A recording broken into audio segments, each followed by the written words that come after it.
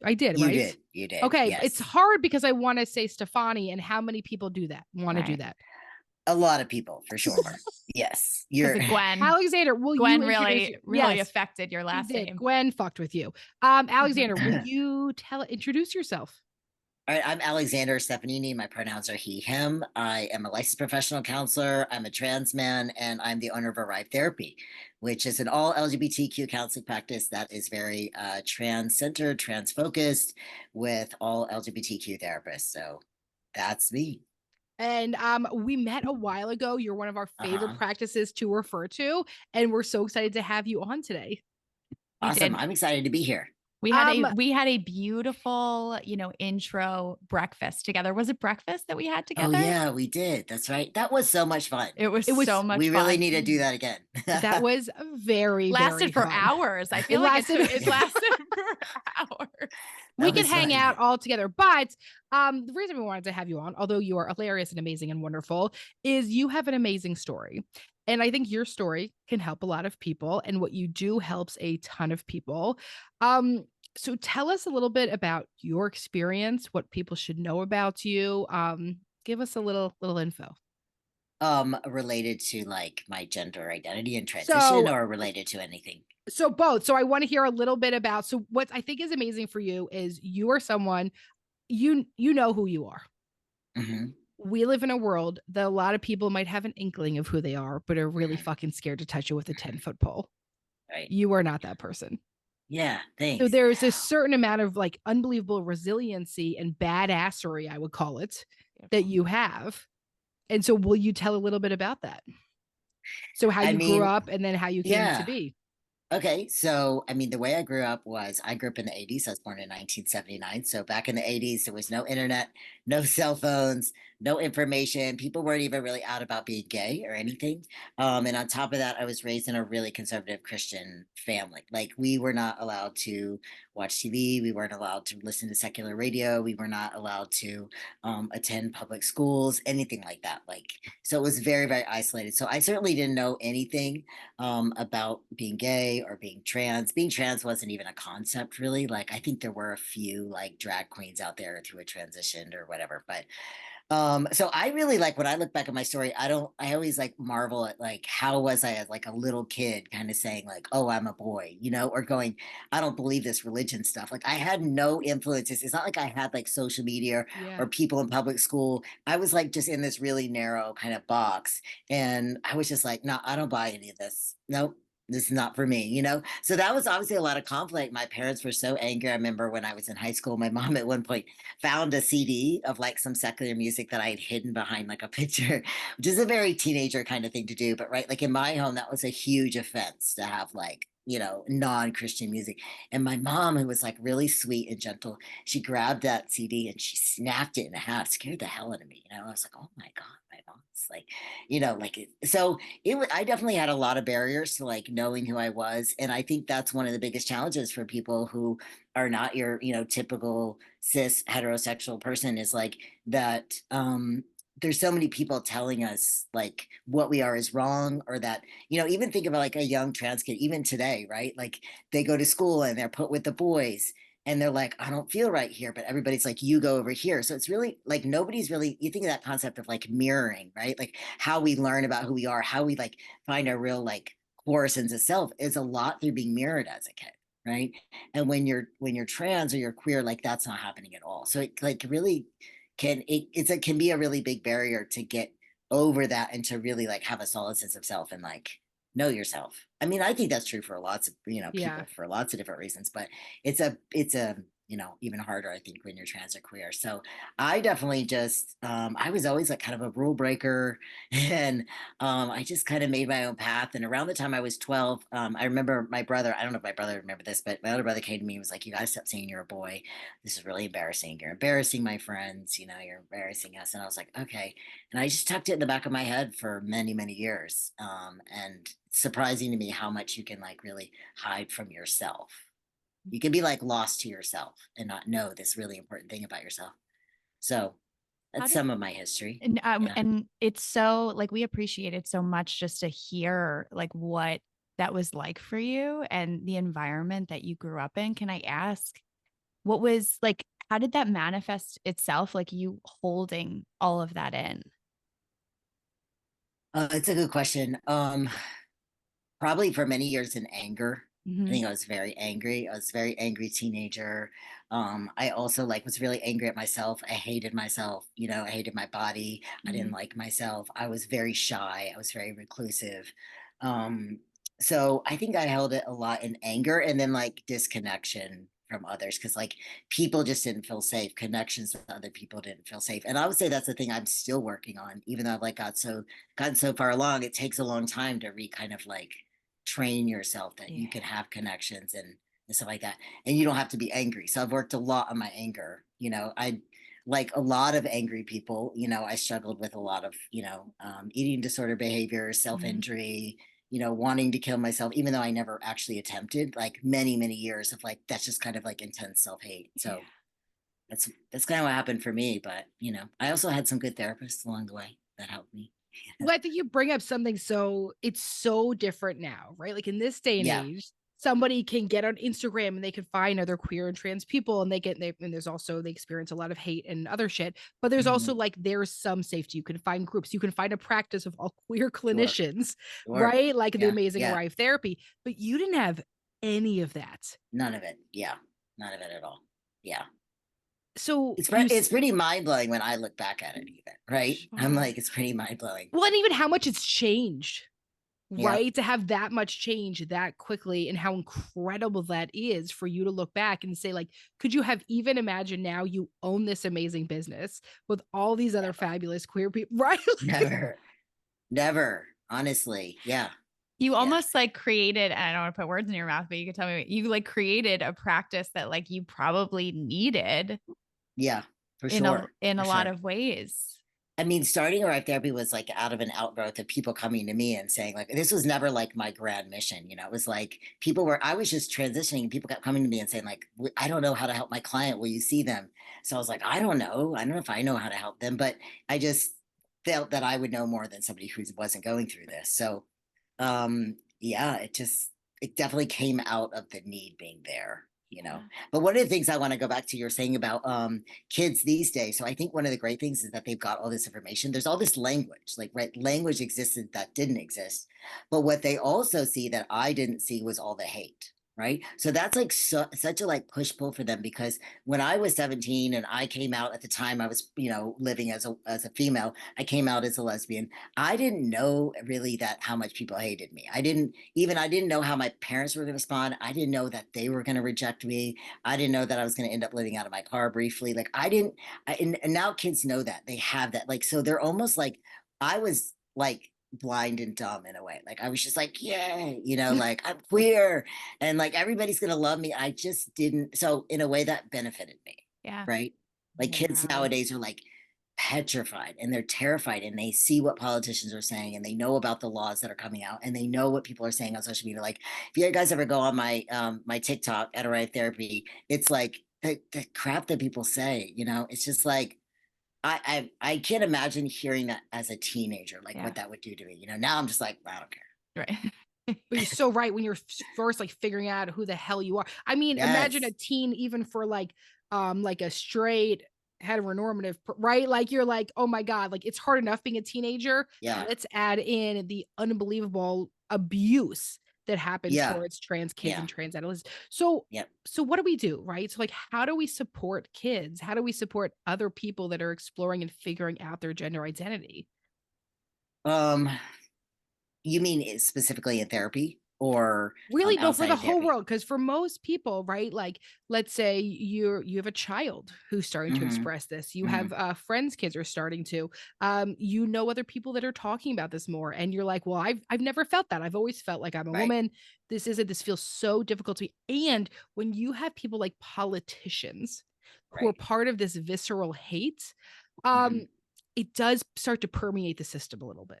It does. Absolutely. I mean, the first thing that I think is in my mind is just like believing that person. So if it's a Yeah. kid in your life, whether it's your child or your niece or nephew or a neighbor kid, just believe them, just accept them, just kind of like, even if you don't understand, like I always say, like, you don't have to understand to respect me, right? Like, you don't have to get it to just go, like, you're telling me a thing about yourself and I'm going to listen to you and I'm going to treat you with that respect of like, that I heard what you said, you know?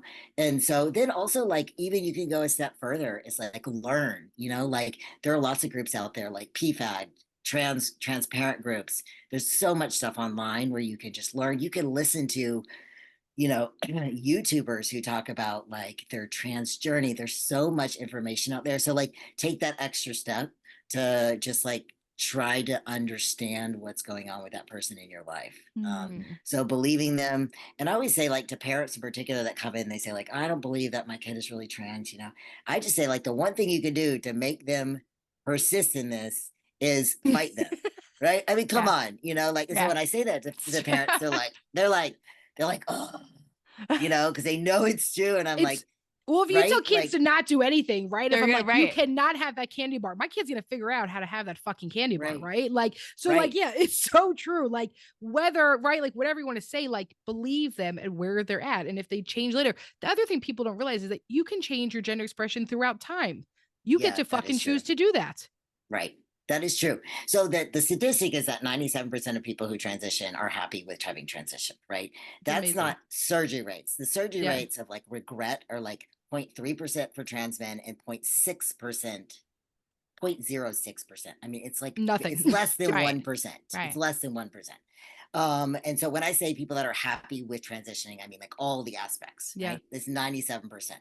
But in that 3%, I would say of the 700 clients we've had in the last couple of years, vast majority of them trans. We've had probably two people that have like gone partway through the process and said like, they're thankfully they had good therapy support and they're like, all right, I've got, this isn't quite right for me. Let me like Mm-hmm. kind of like not fully transition. Now those people kind of ended up sort of getting in somewhere in the middle, like non-binary, but Yeah. just like they were able.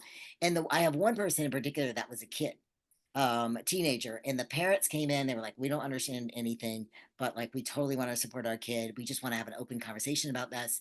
They really worked through their own fears about it, and their kid got partly through transitioning, even like had been on hormones for like 6 months or whatever, which being on hormones for 6 months doesn't change you so dramatically. You can't like get off hormones and be like totally like you were before. So partway through doing this kid just was like, I don't think this is right for me. And it was like such a non-issue, right? He first told me, and then we wanted to bring parents in, and the parents were like, it's okay. Like, this is part of your journey. You're figuring out who you are, and like we accept you.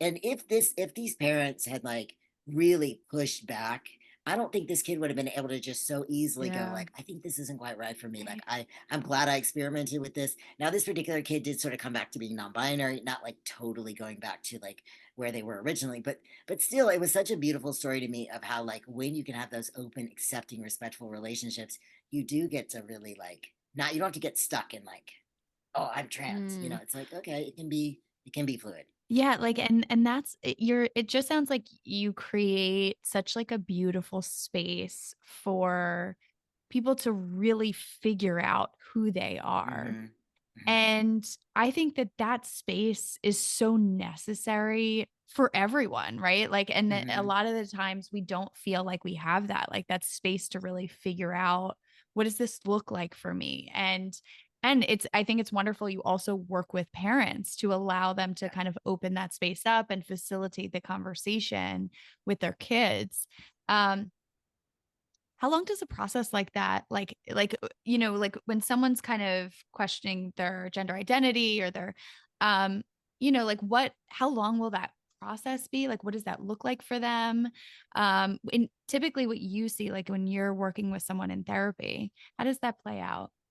I could say it could take a couple years Yeah. for a person to really like work through who they are. So we get some people who, well, first of all, we get parents that bring their kids in. They want us to say, is my kid trans or not? Right. And initially, Oh, I always just say, look, you're the police. You are the right, hey, right, Trans police. exactly. congratulations. Wow.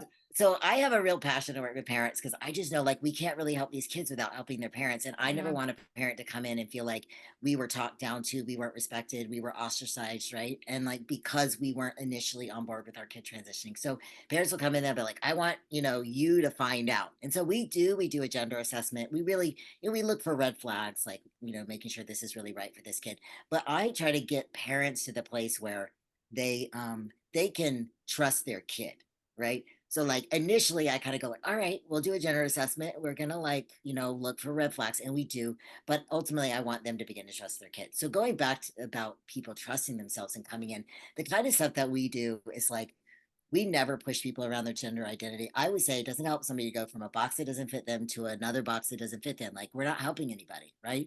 So we don't have any kind of agendas. It's like our trans journey is going to be different than somebody else's. And we just like as a therapist, say you've been through a divorce and your Mhm. client's going through a divorce, your situation, you can hold in mind like the empathy or the understanding that you have, but without going like their situation should like look just like mine, right? Yeah. Yeah. So we try to really help people with really concrete things. Like it might be, like go home in private and like wear a skirt around the house. It could be shave your legs and see how that feels to have like no hair on your legs. It could be, if you're transmasculine, like draw a beard on your face. I remember when it was a little bit joke when I was first starting to transition, it was Halloween.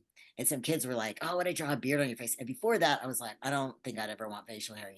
And they drew the beard on me, and I looked at myself and I was like, "Oh, like that's amazing." Like sometimes you don't know, like you don't Yeah. know, Yeah. play with something. So in a lot of ways, there's now like AI stuff, like apps where people can like take a Oh, picture and what would they look like? Obviously that's not like 100% correct, but we really help people like, like go to a trans support group and listen to other people's stories, and does anything about their stories resonate with you? So there's a lot of different things that we do, and like definitely not pushing people, like just kind of like letting them take their time, you know? yeah. I mean, you spoke to parents. I want to go back to that for a second Mhm. because I think you're so right, right? It's going to come from always from the top down. And there's parents right now that are listening to this that say, well, what if other people think it's abuse? Right? That's like the visceral hate that's being given by politicians. We can see in places like Florida. Parents are concerned about if I listen to my child, right? What does that say about me? What's that people going to think about me? Mhm. I mean, I think that is hard. And I think that's hard. And I encourage people to listen to their inner voice, right? Like really listen to their kid, like listen to their kid and then watch their kid. So like allow their kid to wear masculine clothes. And I'm not talking about surgery and hormones, like none of that. That comes like later in the process when the family's ready and the kid has been doing this for a while. Let them like use a different name. What does that hurt anybody, right? Like, Hmm. and then see what happens. And pretty much 100 times out of 100, parents come back and go like, I've noticed my kid is so much more open with me. They're making more friends, their grades have improved a little bit, they're not sleeping all the time, like all these different things. And I go, well, then all you have to do is listen to what your child is telling you, not just like what Hmm. they're verbally telling you, but what they're telling you when you affirm them or when you just give them a little bit of room to be themselves. What happens, right? And like vast majority of times the parents go like, oh, I can see. And that's what actually convinces parents. It's not Yeah. me, I don't have to convince them. It's like they get convinced by just watching their kid and watching the process and going like, okay, I see this. And I say the vast majority of those parents just have to stop listening to all those outside things, Mm. like Yeah. this is you and your kid. Yeah. And then like, Oh, obviously, if you're in a God. state where you could be prosecuted or something like that kind of stuff, then obviously like that gets a little bit more scary. But for the vast majority of Americans, they're still able to like make those executive choices for their medical choices for their Oh, kids. but I got chills when you said that. This is you and your kid. And like watch that it's like it's not you don't have to convince them. Like they're Right. experiencing their child like having this level of like freedom and happiness, and like you're Hmm. seeing a difference in their actions and like their temperament and how they, Right. I think that is so beautiful, is that like your kid is telling you by Hmm. the fact that like Hmm. when you give them this space, this is the effect of it. Hmm. Yeah, absolutely. And a lot of what parents have to do is like let go of their own biases, right? They have Yeah. to let go of they have to like grow a set, like when their uncle or whoever is not happy about this, it's like like they have to like really focus on their kid, like in the Yeah. sense of like protecting their kid, doing what's right for their kid, as opposed to like listening to everybody else who's upset Yeah. about it, So And what's so so, you said the bias, right? So what's the bias you hear people like come in with oh, it's so many things, but besides it's stupid often Uncle like, Tom? it's they're going to be killed. They are going to be totally rejected by their peers. They are only doing this because of YouTube or what they learned Mm. online. It is that they're going to make these decisions, and they're going to regret it. This is going to be like a horrible choice. It could be that my kid is too young to know who they are, which is absolutely not true. And it could be, oh, there's so many of them, you know. Yeah. Why do you think parents go into that? Why do you think we want to in the beginning? It makes total sense, right? What we know is that there's been horrific murders of trans kids, Mm-hmm. right? So I can understand being protective of your child, of wanting Mm-hmm. them, right, to be safe. Yeah. But the other stuff of well, they just learned about it on YouTube. Why do you think parents go there? Why do you think that's an interesting one, right? I think it's like an easy excuse. Mm, It's so much easier to look outside of your child and just say like they've been influenced. They don't know what they're talking about. It's like they don't have to then consider this as a real. It's almost think it as like a cheap distraction, Yeah. right? Like it's just like a distraction from what's actually going on with their kid. Now, but the thing is, I mean, genuinely, parents really feel this way. So like I don't want to yeah. invalidate, they really are scared about that. And they are Yeah. scared about their kid being bullied at school, or they're scared about their kid being beat up or killed. And it does happen, obviously. Now, I always say to parents, like, if your kid really is trans, and I always say to them, like, I can't tell you for sure if they are, but if your kid really is, then they they're going to be living in a hostile world, and they need you more than any other kid needs you. If they've got two or three other Mm, kids, more than any of your other kids need you, this kid needs you to be by their side, protecting them, building them up, loving them, and that's going to help them deal with the hostile world, Mm. like the people at school that snicker and make comments. That's the majority, like especially around here where we live. Majority of it's like snickering and comments and things like that. People are routinely getting beat up. But I also say to parents, like, you know it I can't deny the fact that there's more risk for their kids' safety because they're trans. But just because we prevent them, say if you as a parent prevent them from transitioning, that's not going to change that they're trans, right? It's not going to change that when they get older, they're going to have to go out in the world and face this anyway, like for the vast majority, or if they aren't allowed to transition, their anxiety, depression, suicidality, self-injury, all of that goes through the roof, eating disorder behavior, like all that stuff. So I'm like, and even potentially like there is way more suicide of trans teens than there mm. is murdering of trans teens, right? So I talk to parents and I just say like, I remember listening to somebody a while back when I was first transitioning, and he was talking to a parent about this, and he was like, would you rather have a trans kid or a dead kid, right?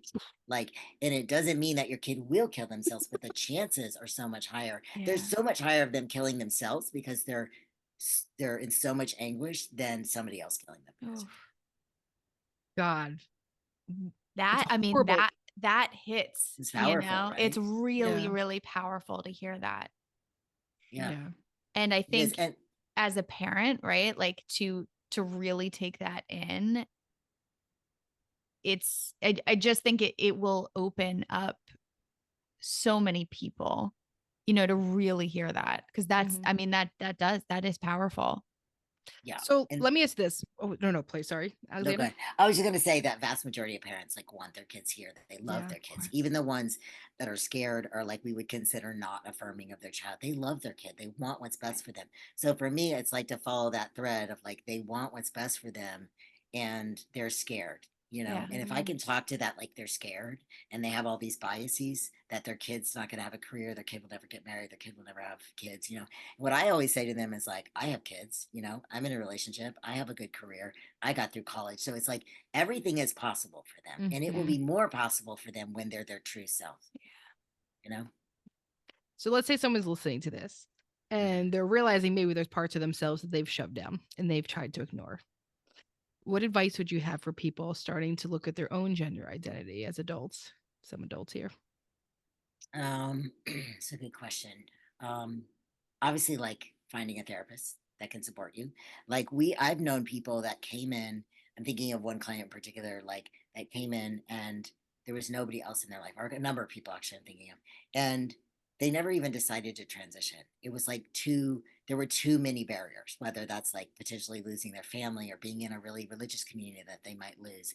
And it still mattered for them to come in and be seen by one person who really understood them, Mm. right? And I remember, and those people, when they come back, it's often week after week, and I know they're not going to make any changes. It's like every time they come here, it's the only place in their life that they're fully accepted. And that is really powerful, right?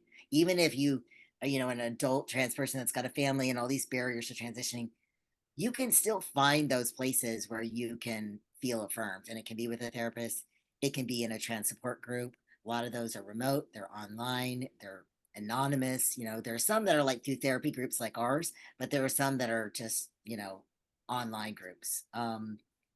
Or also, like, I would just say, like, going online and beginning to listen to other people's journeys. And I remember I actually did that before I even realized I was trans. I had another friend who transitioned, and all through his process of transitioning, I remember I would like go online and listen to people's stories, and I was so intrigued by it. And I know now that something was resonating for me, right? Like I didn't realize it at the time. It was years later that I like put two and two together. But I was really really listening, and so I feel like if you're trans, it's not that those videos convince you to be trans, because nobody wants to be trans in our current world, right?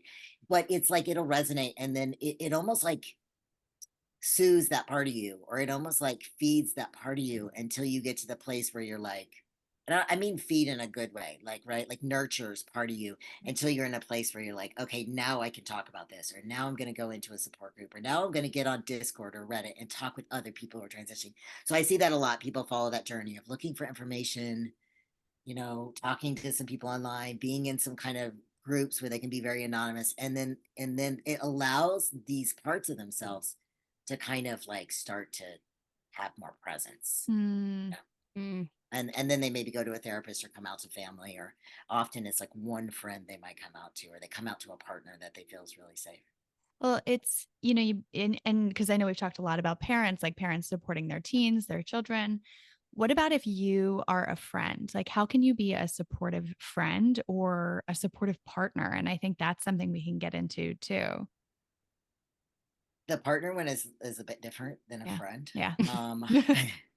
That is Are more they? complex. A little more, Right, right, right. little more Right, nuanced. a little more nuance.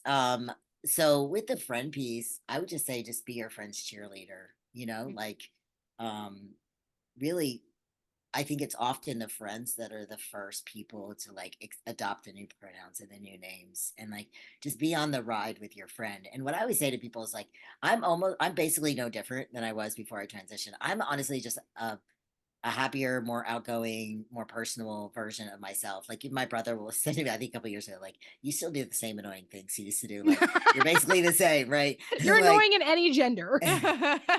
right, you have the same tendencies, the same emotional tendencies, like, tending to want to control things or being like a little type A or whatever. That didn't change. Like Right. my sense of humor didn't change. So like your friend is still going to be your friend, right? So Yeah. you have a friend, it's like you're the one person that's really well positioned to not be that affected by their transition, because they're still going to be your friend, right?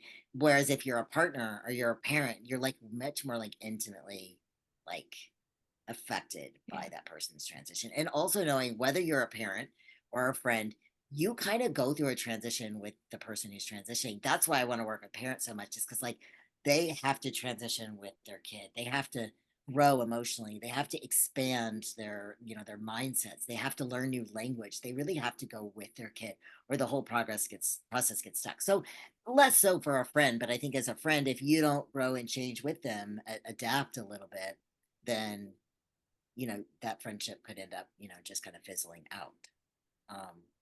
Right. But if you want to be a really supportive friend, just kind of like, get on the train with them and root them along. You're like, you can be their cheerleader. Yeah. Gas It's them really up. kind of it. Right? Yeah. It Like, this is feels awesome. so easy to do when you say it like that, right? Like Yeah. simply support someone. Right. Yeah, for And sure. I think it does make sense, right? Like you, and as a friend, like not in the same way, but you do have to go through a transition with them, Yeah. right? Like you're Yeah. learning, you're understanding, you are growing. And I think that's just as a friend in general, like as you watch your friends grow into the people that they are going to be, Yeah. um, that's always kind of a part of it. And so to allow yourself to open yourself up to learning new things about your friends, supporting them, like that makes a lot of sense to me. I Um, mean, in a way, it's similar to like when your friend like gets married or has a baby or goes through these Exactly. life stages, they change and like the ways you hang out, the things they want to do, like whatever you have to change your relationship to them. Yes. the So Will Ferrell documentary. yeah, Did you watch this? I haven't watched it. I don't even know No, what it is it is. out yet? I think when I did it wasn't even out yet. Is it Um, out uh, now? so I only watched clips from it. I haven't watched the whole thing. So Okay, I don't know if the that's whole good. thing's out, but Reddit, my favorite thing in the world, had a ton of clips. Oh, Um, nice. but it is so cool Wait, to what's it? watch them. One of Will Ferrell's best friends transitioned, Yeah. and they do a documentary together, and talk about like that Will really actually fucking tried. Like that they Right. had all these other friends That's awesome. that she had all these other friends that didn't really try or got so freaked out, and Will Ferrell tried to like really worked on understanding her and getting it. But you watch them talk together, and it's so fucking cool, the relationship, but they're doing the same stuff, right? They're bitching at each other, they're fucking with each other, like this whole thing, like I don't, no one needs to walk on eggshells around me, right? Like that Right. in the Right. middle, Will Ferrell starts like eating a power bar, and she's like, what the fuck are you doing? Like, so right, so like people are still people, like they're still your friends, their Yeah, for sure. personalities. Yes. I haven't watched it now. I will, but it one of the things that when I was reading about it stuck out to me was basically like Will Ferrell like didn't know anything about trans people. Like there's so many people even now that Nothing. know nothing, Yeah. very little, and that includes therapists. Therapists largely know very little. So like I think our clients have to be really careful who they go to.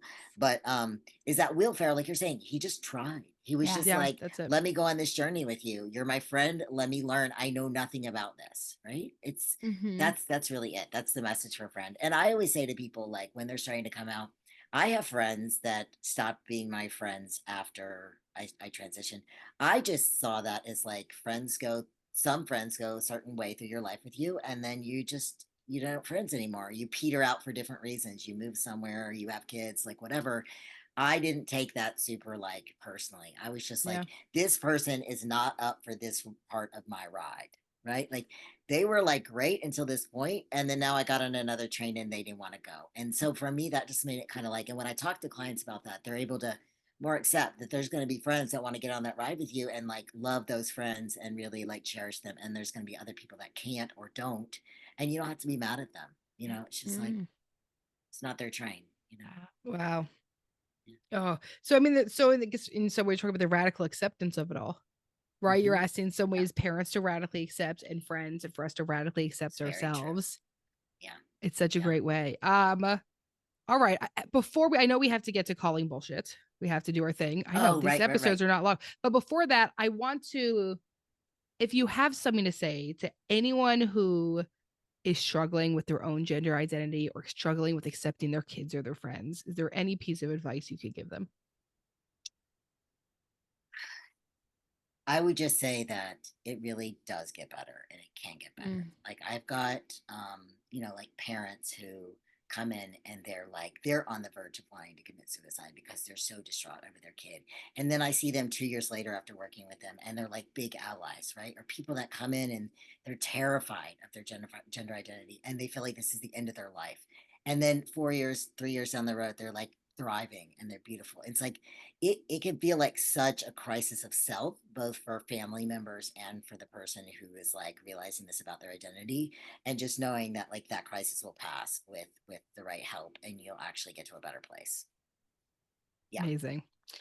So as you know, every time we do have a guest on Shrink Chicks, we do a segment called calling bullshit. Call some Right. BS in your field, your area of expertise. What is some bullshit you'd like to call today?